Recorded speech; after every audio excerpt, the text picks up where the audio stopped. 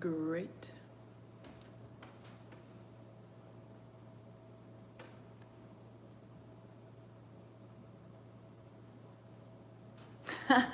Ursula, of course. That way I know if no one else, it's just you and me. I'll have Ursula to keep me company. Ah, Bethy!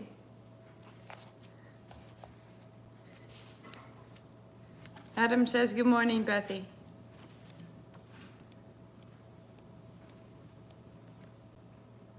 Everybody have a vote plan? Yes, please. So,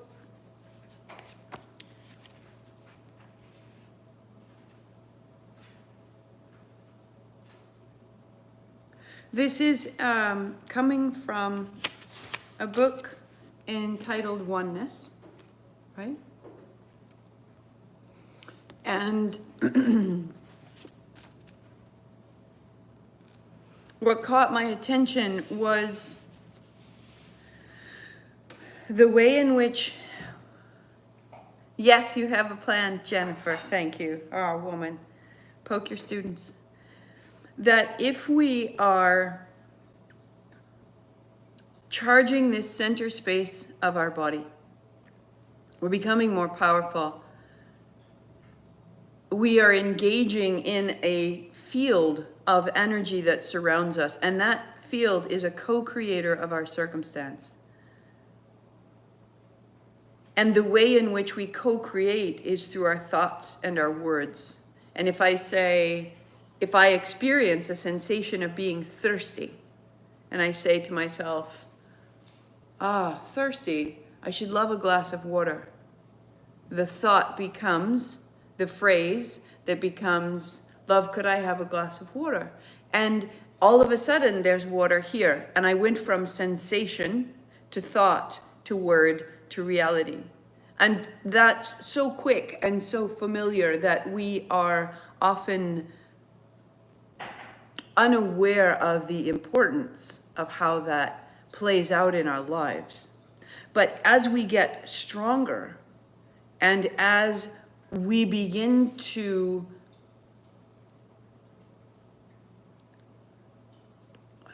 we can participate in our day more actively, more clearly than we could before, this begins to show up for us. This begins to be more accessible to us.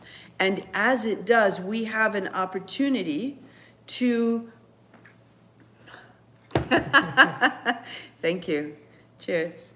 To experience a shift to a higher level of awareness.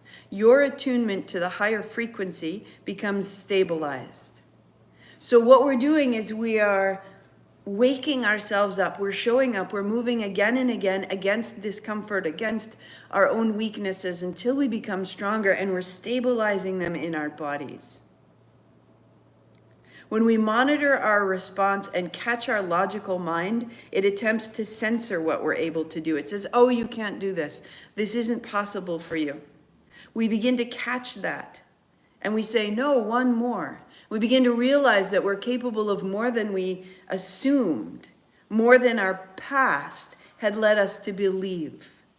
So as you are generating a momentum and a strength in the center of yourself, you're beginning almost to think about this as traveling into the future. You're going beyond the limitation that you knew to establish yourself in a heightened awareness of ability in the future.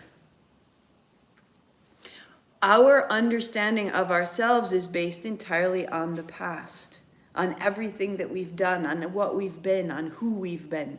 And so as we take part in this building of ability, in raising our frequency, in expanding our field, we begin to push out of that past experience, and we're defining our future instead of simply perpetuating our past.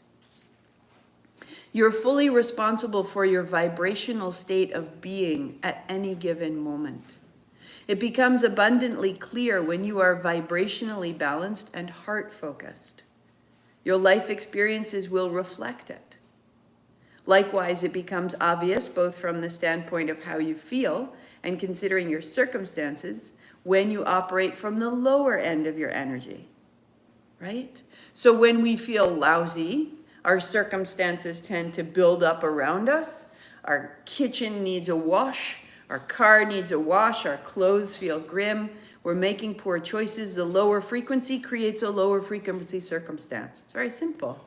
And if we take time and we raise ourselves to a higher level of frequency, we'll begin to make a higher level of choice, and the higher level of choice accumulates around us, and then we have a circumstance that we've also elevated to a higher frequency, which can be a change in our work, or a change in our fitness, or a change in the way in which we orient our chairs so that we're not facing the screen, but we're facing the window. We just make something small that moves us towards light, because the light is an expression of a higher frequency, right? Your energy field is both your doorway and your shield.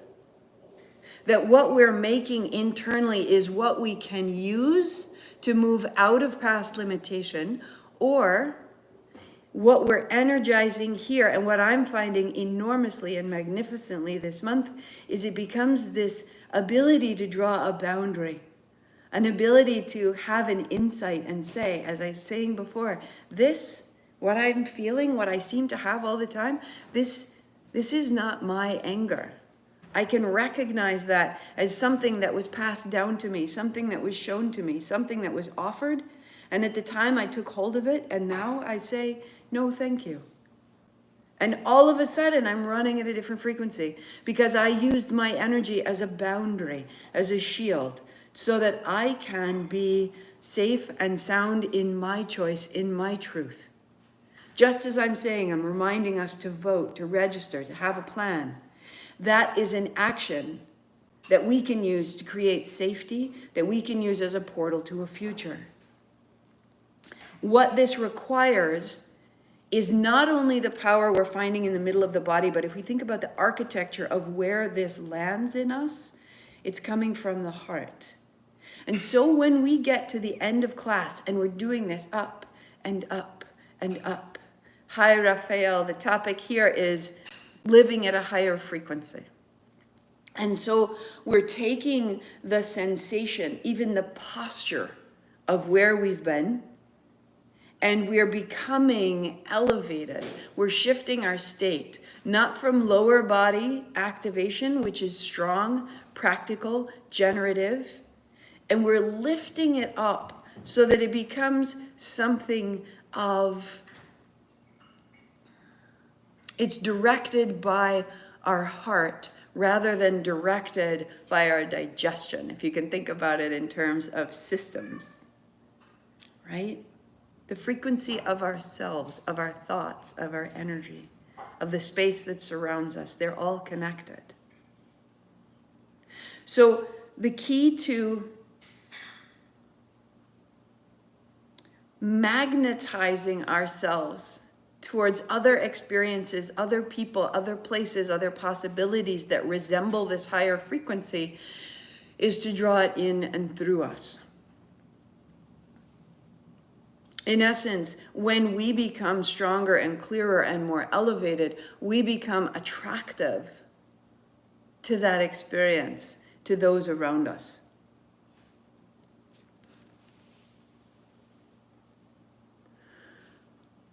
The way in which we step out of the past, because again, our past, what we know has already happened.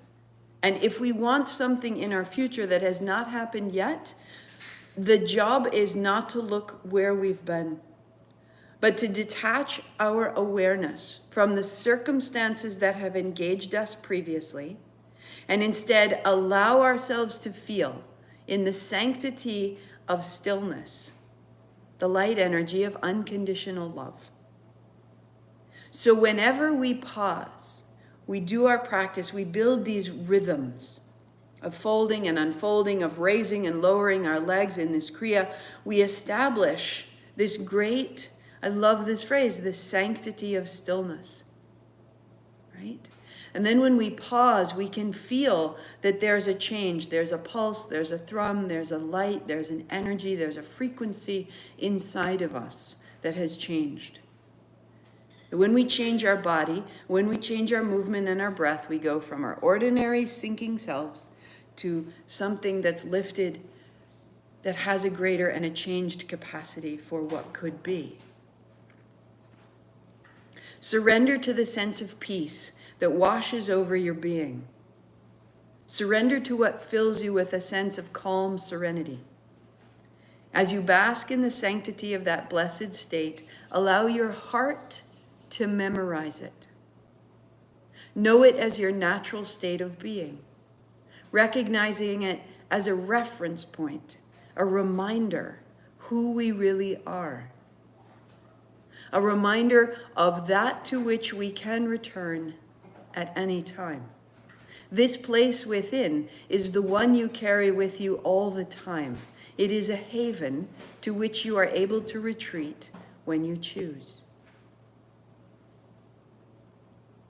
And so the more that we practice, and in the spaces between our movements of the practice, we can reside and get to know and memorize and lodge within us the familiarity of this is really who I am. That right now, even so, I'm a little diminished from that place. I'm a little caught in the time or in the conversation, in the plans for the time ahead. All of those get in my way. And so when we've just finished moving, I just want to plant this seed that there is this radiance and this quiet. And when you land in that, feel that as your true self. That we can come to that again and again, and it will become more and more familiar. This is who I am. That is what we mean when we say Sat Nam. I am aligned with that quality of light. I am aligned with a frequency that is running a little higher, and in it there's a little more wisdom. Know that you are in command of your situation at all times. You're able to choose, step back. Step back from the heat of the moment. Make the conscious choice. Shift your energy to one that emanates from a place of heart-centeredness. So when we practice, if we can locate this inside of ourselves, we find the pathway from our memory, from our present state to that sense of ourselves as elevated, both safe and activated to say what we need to. We can participate so differently. When you come from that place, your circumstances will reflect it. In shifting the energy you project onto any moment or situation, you shift the outcome to one that creates a more advantageous result. Embody this, train in this. Your life will become one that is directed by intention instead of unconscious happenstance. For you do create all of it. Know that. So all this is coming out of oneness.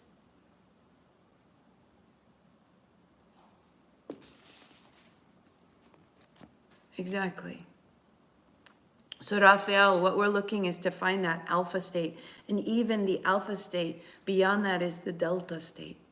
And these alpha brain waves are the ones when our brain state is calm and relaxed, and there is a sense almost of time slowing. And in that slowing, that's when I'm asking us to, when someone says you have to live in a heart-centered state, learn to think from your heart, that the beings who will thrive in the future are heart-centered rather than head-centered. That alpha state exists in both the neurology of the heart and the neurology of the head. So we use the whole physical body to begin to move out of past states, move into a frequency, a rhythm. We challenge ourselves, our body shows up in response, and then we pause. And in that stillness, I want you to get more and more familiar. That state that you acquire, get familiar with that. That is who you are. In that place, time slows. In that place, we repair an overstimulated nervous response of cortisol, of adrenaline, your heart rate slows, the body temperature drops. And then think about it. In the heat of the moment, how many times have you said something that got away from you that wasn't exactly what you meant, but it was just a torrent. It was moving quickly and it got out. And the opposite of that is this state of calm. It's a state of what emanates from you rather than what falls out of you. That something is participating. That we are co-creating. The longer and the more familiar we are with that state, the more we affect our circumstances with that state. And so yeah, we're shifting from the gamma to the alpha. If we can stay in that alpha state, if we really just reside there, the longer we go, the more we access a delta state. Our memory improves. Our conversations open. Our forgiveness is more easily accessed and more complete, almost at a cellular, at a chemical level, we can reset more fully. I can often find myself reading works like this and saying, yes, that sounds fantastic. I want to be in relationship to my circumstances more completely. How do I elevate everything that's around me? What do I do? Yes, that's true, Raphael. It does.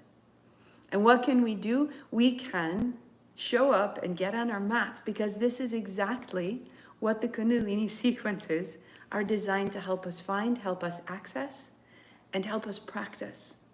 So in a way, the agitation of this sequence, because it challenges us, it is not easy. The movements can be difficult. And it does challenge us to get stronger and to choose, will I be here, will I stay? And then there's the repetition that these are longer and longer and longer durations. What that allows us to do is shift from this is what I must do to this is what's moving through me.